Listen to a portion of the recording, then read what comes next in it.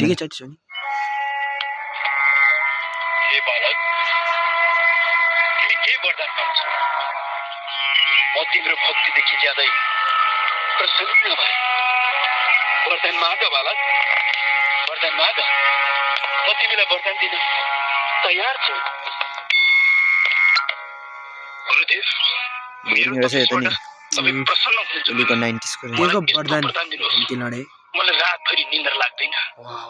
मलाई एउटा युवती दिनुहोस् यदि तपाईँ मलाई वरदान दिनुहुन्छ भने के भयो मूर्ख बालक तँलाई युवती वरदान दिनु वर्षदेखि ब्राह्मण यस्तो जङ्गल हिँडिरहेको तँलाई युवती वरदान दिनु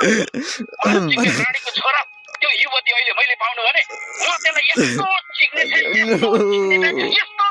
त्यसको हाल्ने थिएँ संस्कारी भनेको त बलात्कारी